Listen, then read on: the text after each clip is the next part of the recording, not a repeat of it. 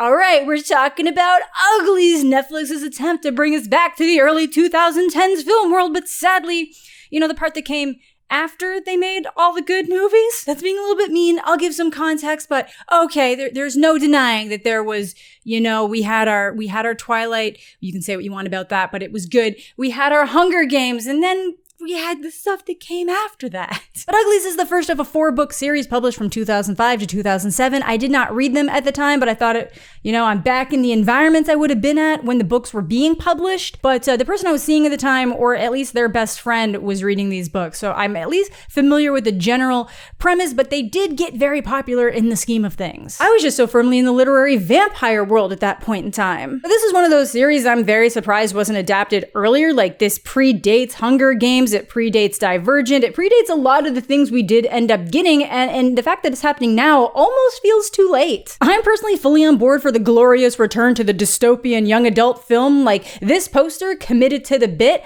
People are making fun of it, but no, it could only be this way. I get that it probably wasn't a bit on their end, but that's how I'm gonna take it and enjoy it. Good job, Netflix! And it's certainly not the worst of these young adult dystopian adaptations, but it really does just feel like a relic of the past on the weaker end of those adaptations. I get it, not everything can be the Hunger Games, but they could have done this a little bit better. Like, the plot is not as dense as something like Ender's Game, and this movie's been in development for so long that I feel like they should have been able to find a little sweet spot in there. Hell, this movie has been in like post-production development hell for so long. They finished filming this, I think, at the end of 2021, probably early 2022. But the book was actually first optioned for a movie all the way back in 2006 before the series would have even finished publishing. If it had been handled well back then, it could have been a front runner in this entire genre of film. But it just didn't happen. I'm not entirely sure why. I saw some people saying that it's because the author, Scott Westerfield, just refused to bend on certain aspects of the story, so it just couldn't actually make it into that proper development. But I'm not entirely sure. This movie eventually got made when Joey King pitched it to Netflix herself because she was such a fan of the books growing up, and it's still kind of been struggling to actually release. But Uglies is a science fiction dystopian young adult novel set in the future where humanity pushed itself to collapse through overuse and consumption and now exists in smaller city-states around the world. This movie doesn't really stress the fact that there would be other groups of humans in different areas. You really do just kind of feel like this is humanity's one last dying breath, but that is not the case. But the one that our main character Tally finds herself in is one that tries to push ideas of sustainability, peace, and equality, and they do that by removing the aspects of personal appearance that cause so many conflicts around the world. And that is achieved by putting them through a series of extreme cosmetic surgeries at the age of 16 to be pretty. Then they all get sent off to live lavish lives in a separate area of town and do nothing but party for a living. It's kind of like the Capitol in the Hunger Games, but without having the capital, if you get what I mean.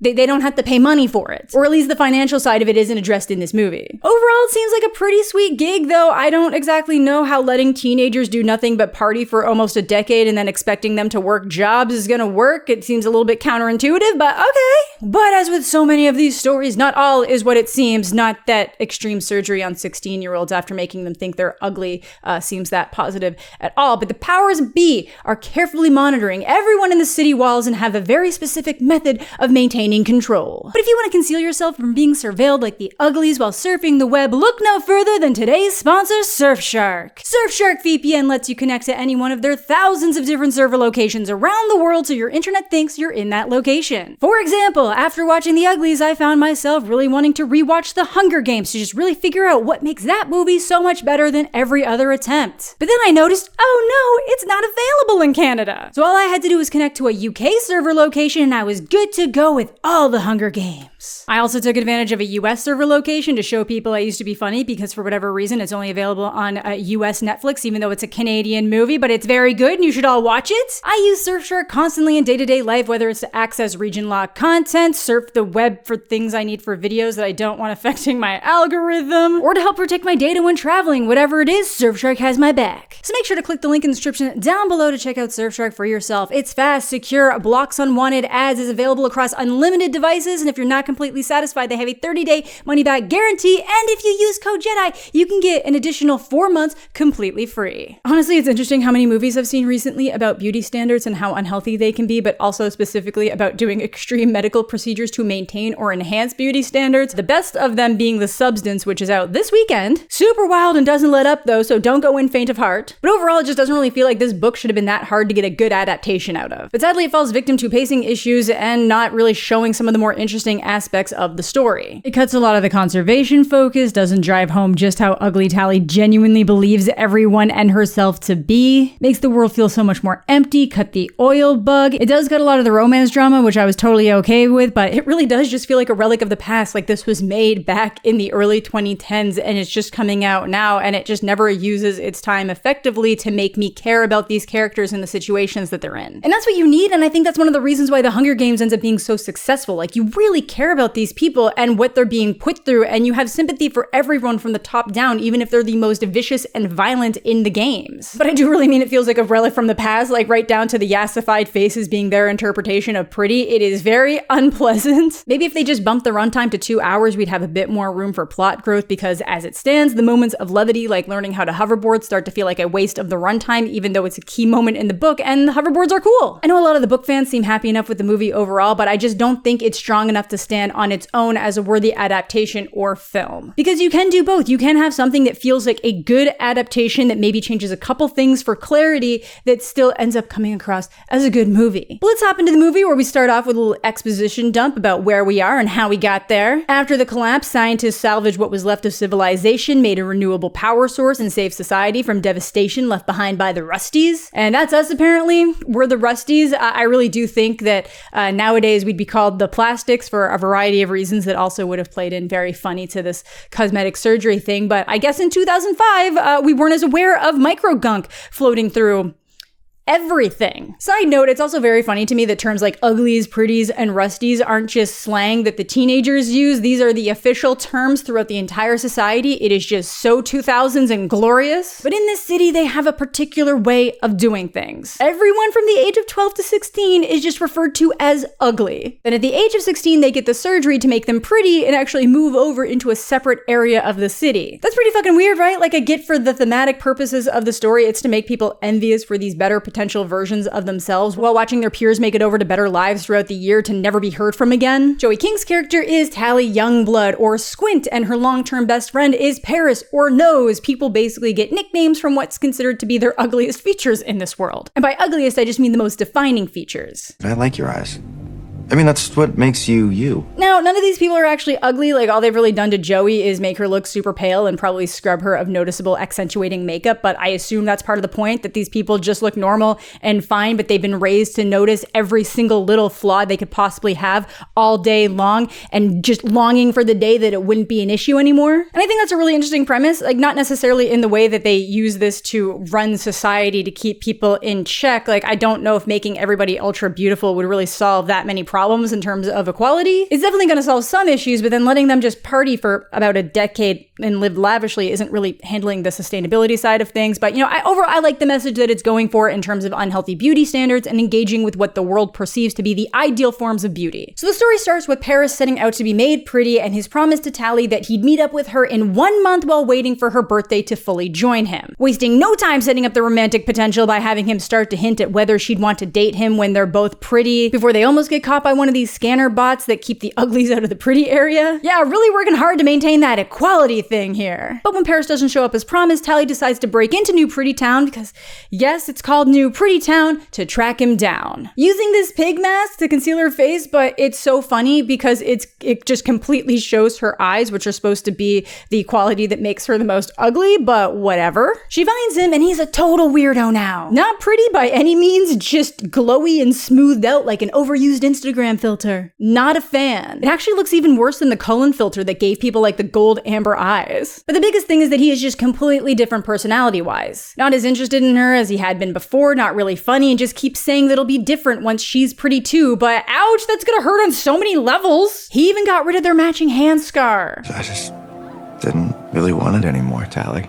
It's interesting because in the movie it's presented as him making the choice to have it removed after they do the initial procedure, but in the book it's just presented as a thing that was obviously going to happen outside of his control because they do just completely scrub down your skin. So she ends up having to make a mad dash escape after promising to kind of like keep it low key until she gets the surgery, but it is so weird how quick she seems to get over this in the movie. Like, it absolutely would have wrecked me and probably most other 15-year-olds if my best friend in the world at the time had made a promise to me and then broke it, but then also said that I wouldn't be good enough to be around them until I went through some kind of massive cosmetic surgery. That's the kind of thing that absolutely ruins kids, even if it is in just like an expected transition, like people just kind of getting different interests. But she's just instantly off learning how to hoverboard, making a new friend Shay because she helped her escape the pretty zone. But like Tally, Shay's also good at breaking the rules, and they've each found their own ways to make Uglyville, yes, that's also the real name of the town they live in, a better time to stay in by sneaking out at night, breaking into the kitchen, and other general rule-breaking activities. So you're probably wondering how they don't get caught in a world that seems to be so regulated, but I guess in later books it's revealed that they're aware of uglies doing this stuff and actually keep an eye on it to know which uglies have the personality types that would make for higher ranking jobs or something like that. Feel free to correct me. I've only read the first book so far. One thing I do like about this moment is the board wipeout scene. I said it in my Family Affair MILF video, but Joey King actually does the physical humor pretty well, and this movie just isn't really geared for it. I even saw some people upset at how much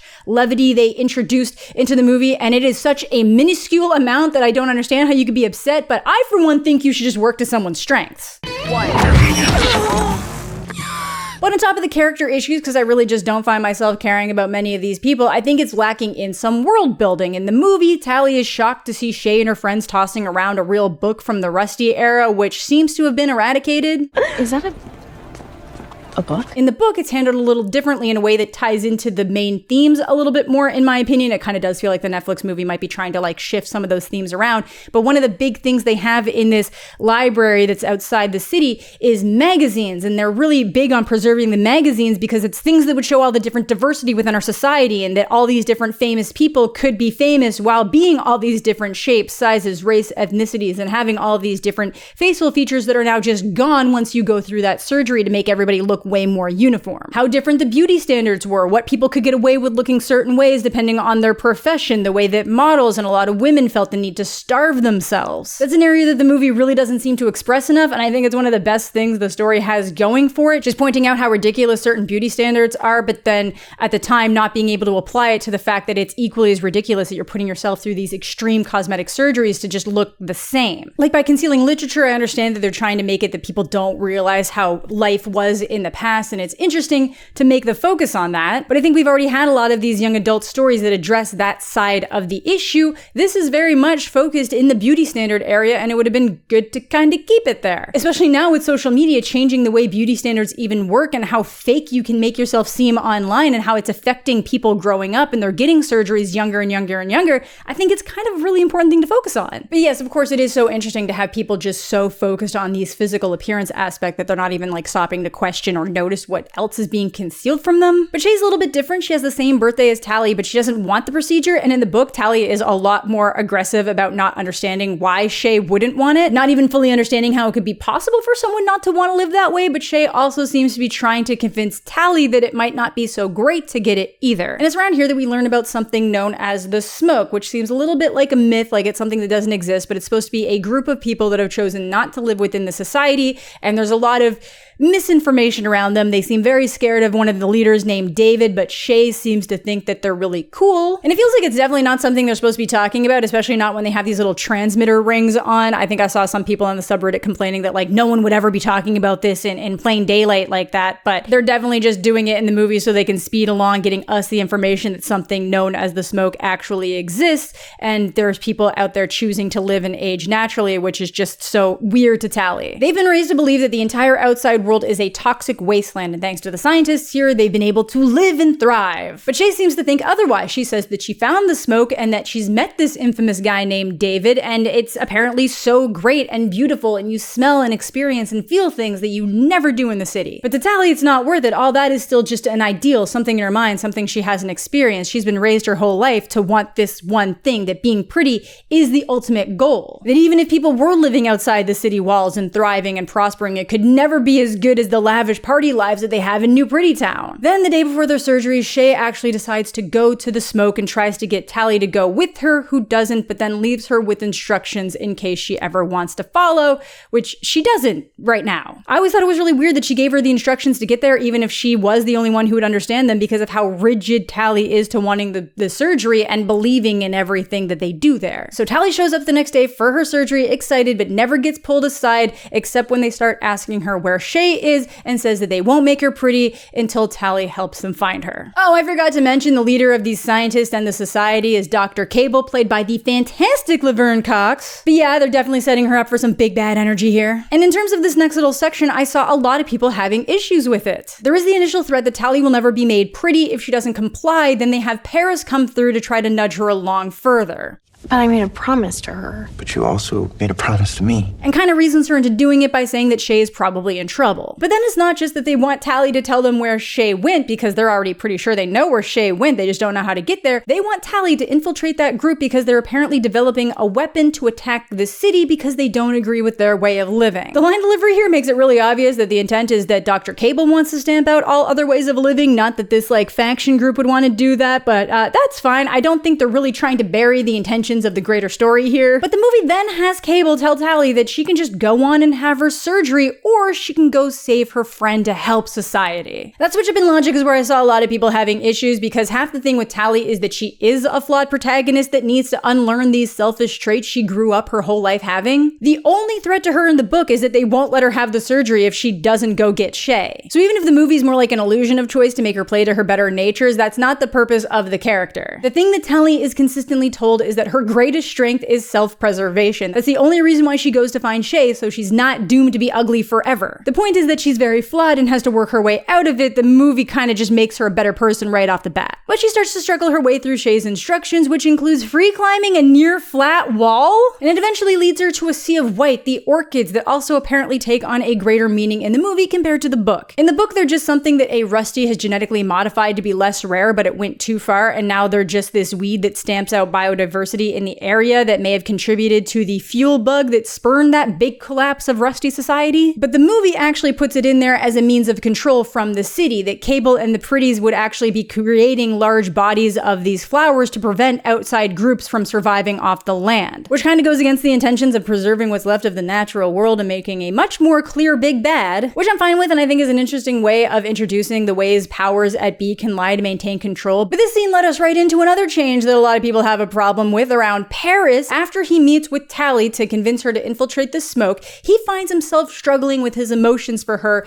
that he hasn't felt since before the surgery. So Cable's answer to that is to put him through a more intense surgery, which apparently makes him something known as a special. Yes, the scale keeps going up apparently, which I guess upset a lot of people because Paris never becomes a special in the books and the movie really seems to alter what they are, or maybe they're gonna have different levels of specials. There's a theory that I think is pretty solid that they might have been blending Paris with another character named Zane to cut down on the number of people they need to work around if they do the sequels. But I guess part of the charm with Paris is that they never really set him up to be a full love triangle thing the way the movie absolutely was. In our year 2024, love triangles are out. We are all about thruples now. Not for me personally, but in challengers, sure. But this might also not be the case. I guess the author was the one to pitch them making Paris a special so we'd have more of a character arc, but I don't know. I think it's okay to make the childhood friend just that guy who isn't brave enough to do things and doesn't want things to change and just kind of follows along wherever he can have friends until it gets too deep. I think that's kind of an interesting character to have because obviously when you're young and reading this, you think, oh no, I'd absolutely be full rebel. I want free will. I want to think everything, but then I suppose you might hit a point in time where it's like, you know what? World kind of beats you down. Things are really hard, and if I just stay here, all my needs will be met for the rest of my life, and I won't even know to care that it's not. That might sound really nice for a bit. I'm not saying it's the correct choice, and maybe someday you'd wake up and realize the things you lost. But yeah, I think it's important to have that kind of character present, and we might have lost that. But even if it was the author's suggestion to make him a special, people have issues with it because I guess the specials are specifically chosen because of specific specific character traits they have that Paris does not have. So I get why that's upsetting people. It almost seems like they're doing two types of specials. They're doing the specials that are like the cunning and the smart ones that would be specifically selected, and then the ones that would just kind of be the more mindless soldiers that we end up seeing here. But back with Tally, she wakes up to the field on fire before David saves her. There was a tracker in her hoverboard that the pretties can track, and that's how David got right to her. And while David and Shay welcome her with open arms, the other members, specifically Croy, are very skeptical of how she made it all this way alone. If she did do it alone, we need her. But she starts to prove herself to them pretty quickly when she dives out of a helicopter into a flaming field to save Shay after pretty scouts show up to attack them. Like, I know when they're near the city, they have these bracelets that break their fall, but I don't think that's an option out here. So Shay is just fine after free falling to the ground. Croy's still not on board with her though. Even if she saved Shay, the scouts had to track them down somehow, and they've never managed to get this close before. And yeah, obviously they're still tracking her, even if David couldn't find another tracker on her. But whatever, she starts to integrate with them, learns the magic of spices and food. Why is it spicy? Learns that they're the ones setting the orchids on fire because they're not just pulling toxins out of the ground, they're actually killing any chance of biodiversity. And even with Croy's skepticism, David is definitely taking a liking to Tally, so I'm already annoyed that they're setting up this love triangle that didn't really feel that present in the book, but became the constant staple across all of these young adult stories. Maybe this is why I have issues now. Tally's definitely vibing with David too, though. Busted out the flute for it and everything. But she's still not on board with them enough not to be looking for this alleged weapon, but weaponry in general doesn't seem to be a part of their main aim. But David is talking about how they have to start moving faster because the pretties are getting closer and closer to their location, which kind of makes it seem like they are planning to do some kind of attack against the pretties. So obviously Tally is going to look into that more. They make us feel so alone and so insecure that we don't have time for things that actually matter. And yeah, that really is the only function of the ugly stage. Making people feel like outcasts, away from family, watching friends taken away to better lives while they just have to patiently await their turn being told that they're less than. Constantly having your most minor flaws pointed out when some of these surgeries would push things to the extreme that no one would find attractive or create so much uniformity that people lose definition. Which I honestly feel like we're starting to see with a lot of different cosmetic surgeries of today. Like, there are certain celebrities that are just starting to look more and more similar. And by constantly beating them down with these ideals and how they won't be perfect until they go through this surgery just starts removing any real choice from them. Like, Tally thinks that Shay is insane for not wanting to get the surgery done, for thinking that somehow they're pretty now just as they are. The book keeps things pretty simple, breaking out of the conformity, changing your way of thinking, that beauty standards are constantly changing and is a huge societal issue at large that needs to be addressed. Really putting forward the idea that people aren't beautiful because of the way they look or their appearances or things that change in standards every decade or so, but it's because of the actions and how they are as people. Which is what the smoker into, you know, choosing who you become, exploring dreams, preserving the ability to live in the natural world. But again, because David's not entirely clear on how they plan to preserve their freedom, Tally obviously thinks there is a potential weapon, and the longer it takes to find it, the more hostilities rise as the scouts continue to attack the smoke. And these seem like superior pretties. They're faster and stronger. These are specials that I guess they're unaware of right now. They have superhuman enhancements and are currently existing to tamp down outside factions and keep pretties and uglies in line. In the book, Tally finds out about the specials or special circumstances before she goes to infiltrate the smoke, and they're defined as pretty but in a cruel way. So again, people have issues with that because I don't think they're supposed to be as mindless as they're presented here. But back to the gang, David gave Tally a pair of gloves for her blisters, which Shay points out is a big deal, that they're handmade, so they mean more. Items actually mean things here, so Tally's gotta make her choice now whether or not she's staying. In the book, Shay's upset because she likes David, and I'm glad they dropped that aspect of the movie because there's just entirely too much to juggle. Having it be Tally needing to choose to stay or leave works so much better. She gets really aggressive about the David thing as the book goes on, like she cares more about that than potentially being betrayed. But instead, she makes one last shot at figuring out if there's a weapon with David, which leads him to let her know what they're actually planning. David brings her to meet his parents, and she's genuinely surprised at how much they both look like David because the surgeries would just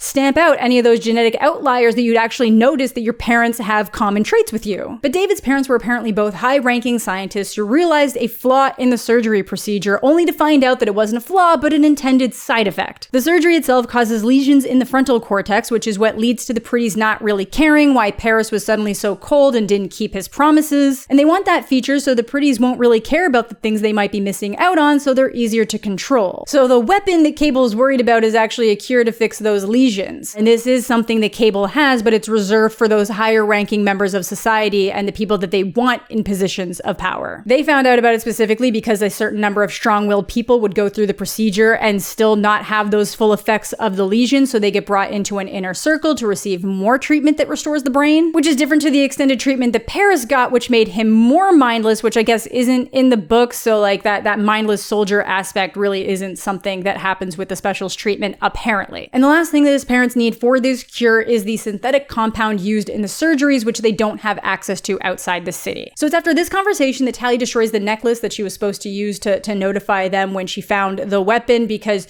she realizes that everything she's been taught her life is a lie. But I always find that it's just way too risky to destroy stuff like this. Like, it almost always sends out a dying distress call, and that is exactly what happens, but not before romance. Tally tries to open up fully on her reasons for tracking down the smoke to David, but instead of asking more specifics, he just says that he knows who she is now, and that's why he trusts her. The way you think makes you beautiful. Ooh, smooch time. And of course, first thing in the morning, the scouts descend on them. All the special soldiers working their way through the camp, rounding everyone up, which is when Tally finally sees this new Paris, who almost immediately kills David's father when they won't tell Cable where he is. Brutal. There's no way Paris is coming back after that one. Damn. Even though they definitely make sure to show us that he has an emotional reaction when he sees Tally. In the book, he dies as a result of medical experiments gone wrong once they're captured. So all the smoke is being rounded up for surgeries now, but not before David's mom sneaks the base cure into his pouch. And then I just think this part's so funny. Everyone's just like dejected before Tally just busts off into a sprint and somehow isn't caught by these superhumans before she can blow up a shed.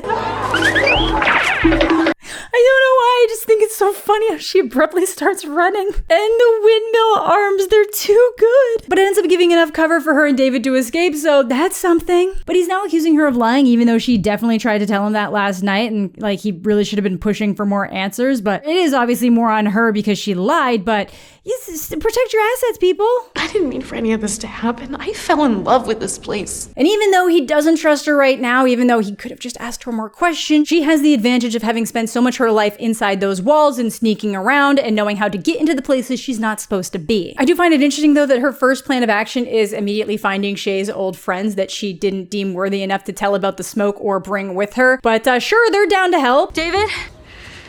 You don't exist. Don't hurt me. Whoa, you're David, that's David. Okay, I do like the slight comedic additions. It's fun. But all she wants them to do is set off a sign in the sky that says, "The smoke lives." I figured a stealth mission would be better, but I guess they needed the distraction to actually get inside. Somehow these super soldiers don't notice them at all, but okay. Tragically, by the time they free everyone, Shay's already been turned, and it was definitely as punishment to Tally for running away. And God, I just can't get over how scary they look. Shay, your eyes. Golden. Just like you always wanted. I get that there was like a fine line to toe of making these people look more pretty and having to go so over the top that it just seemed unrealistic. But my God, like I've seen, like we're throwing around the word yassified. It feels yassified. And obviously Cable and her goons were waiting. And this is where she lays out her free will and choice dooms humanity spiel. That only some people are fit for power, and that's what she's trying to maintain. If everybody can do what they want, we get what already happened to the Rusties. Thankfully, Croy and the gang show up to save the day, and David's mom gets the compound she needs for the cure. But again, we can't continue going on without bringing the love triangle back into things. Paris tries to stop them, but he has a piece of glass in his hand that's gonna leave the same scar they had as kids. So he's definitely starting to come around and recognize her and goes to caress her face, but that makes David think of the time he snapped his dad's neck, so he starts a fight. One that he was absolutely gonna lose before Tally hits Paris with a hoverboard. Squint. No! Oh, that is mean, filmmakers. Like, I know that no body means no death, and he's certainly still alive, but Tally thinks she just killed her best friend. But they do get away, have all the stuff to make the cure, and Tally obviously wants them to use it on Shay, but now she doesn't want to be cured of her current state, even though she absolutely wouldn't have wanted to be the way she is now. And David's mom refuses to do it, even though they know that's what Shay would have wanted, because she doesn't want to stoop to Cable's level of doing experiments on people without their knowledge that could actually kill them, so Tally agrees to undergo the procedure and gives them her pre-consent, but also says she's pretty sure it won't completely affect her brain because they won't be able to take this new enlightenment away from her. So basically, fuck you, Shay, you're weak compared to my brain. So the movie ends with Tally yassified in a beautiful gold apartment, fully augmented, saying that she loves the new her, but she somehow still has her scars, showing that she managed to maintain it. So we're kind of like yeah, she is still inside there. She knows what's up. We're on for a great part 2, if it ever happens. They also didn't really seem to go to any extreme lengths here. Like, I don't know what they do. I feel like it has to be a filter that they put on the face because it did something to the symmetry of Joey's face where one of her eyes looks like it's way higher than the other. Like, I don't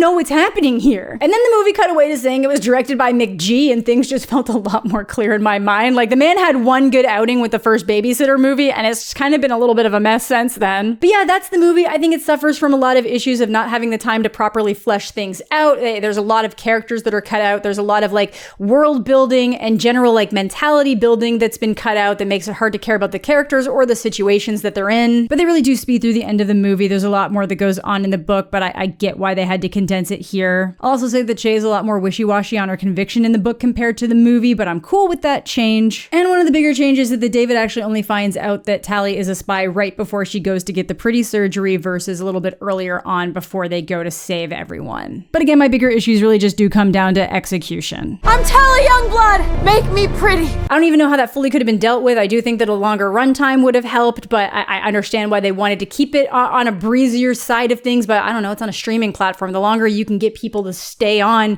your streaming platform is good. Like, once they start the movie, they're probably not going to stop at Netflix. I get that more scenes means more time, more money on the back end, but still, I think maybe one of my bigger issues is that it's really just toning down that focus on the beauty standard side of things.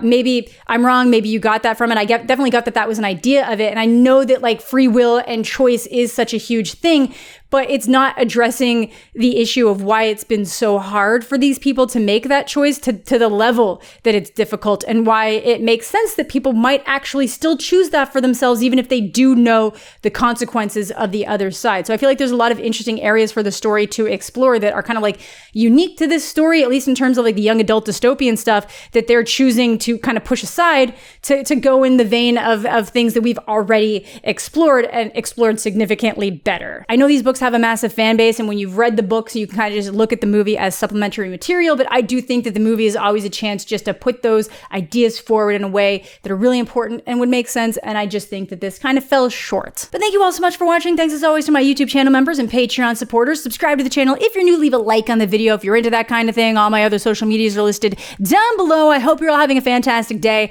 I'm mostly okay, and we'll catch you all later.